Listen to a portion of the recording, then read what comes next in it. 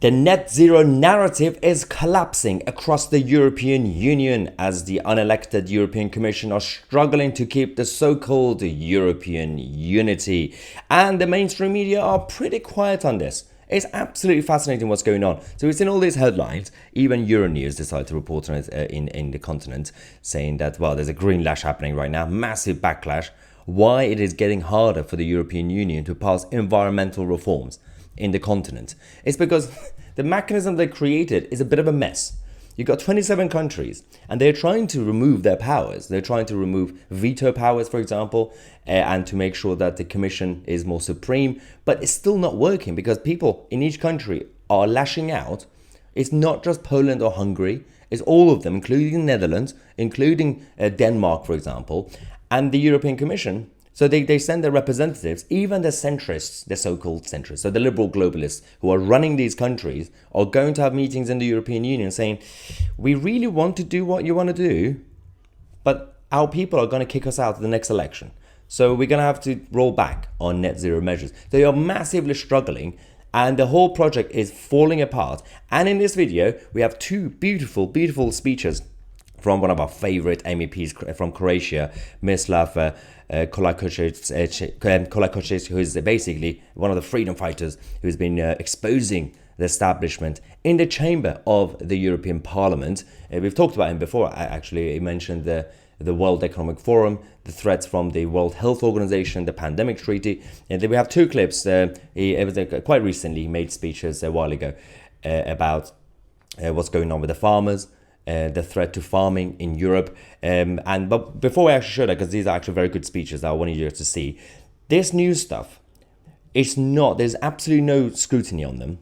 Apart from Euronews, for example, doing one headline on their website, you don't really see it on TV. And this is why you have to find ways to get news stories. Again, channels like mine and many other new independent media outlets are doing it. But the best way to do it, if there was a website, they could actually find all this together and actually show you the bias of the establishment media, so left wing or right wing. Well, we do have it, as you guys know. We have ground.news/Mahyar. You can check the link in the description. I'm going to show you how this works. For example, with this story, we got the stories about obviously the issues with farmers and the threat of the net zero measures. These stories are completely missed in the mainstream media, but this website you can actually see is covered, and it actually shows you on the right hand side how left wing or right wing the outlets are. 75% are left-wing when it comes to bias on these stories. You can actually see the left-leaning or right-leaning outlets on a very nice graph. You can actually see the ownership, what sort of news outlets they are. Are they independent or are they government-backed? And of course, on each story, you can actually click on different tabs, left, right, and center, to see the bias. It's the only way we can hold the media to account. You can check out the link in the description, ground.news/Mahyar, and then they have a limited offer if you want full access to the website as well. You can just check it out for free. Anyway, let's go to our favorite MEP. Danas raspravljamo o ulozi vas poljoprivrednika u zelenoj tranziciji. Vaša uloga je iznimno jednostavna. Vi morate nestati. Zašto? Zato jer smetate novoj suludoj ideologiji potpune kontrole nad stanovništvom Europske unije, za koje će u skorijoj budućnosti jedina hrana biti umjetno stvorena hrana, nadopunjena uvezenim kukcima sa istoka. Normalnu biohranu moći će kupovati i jesti isključivo bogati. Rat protiv poljoprivrednika je započeo u Nizozemskoj. Tamo se farmerima temeljem zakona želi oduzeti njihovo zemljište i predati u ruke građevinskom sektoru, jer je navodno poljoprivredna opasna po zemljište i stanovništvo. Oni se ne daju, tako se neće dati ni poljoprivrednici u Hrvatskoj i drugim zemljama Europske unije. Hvala. By the way, as we said, he made these speeches a couple of months back. These were massive warnings. Do you think they listened? Absolutely not. There's more.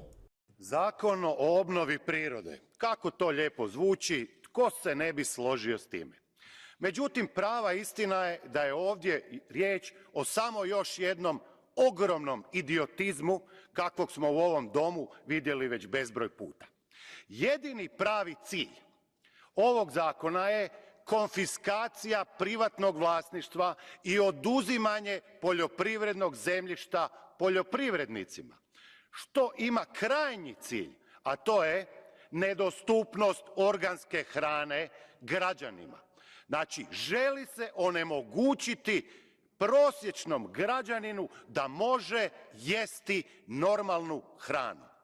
To je zakon, bi bilo bolje da se zove Zakon o nedostupnosti hrane građanima Europske unije. Nekada u komunizmu bilo je barem malo dostojanstva, pa su se zakoni o konfiskaciji privatnog vlasništva nazivali Zakonom o konfiskaciji. Sada ih nazivate Zakonom o obnovi planete Zemlje, obnovi prirode. Pa to su gluposti i idiotarije. Hvala.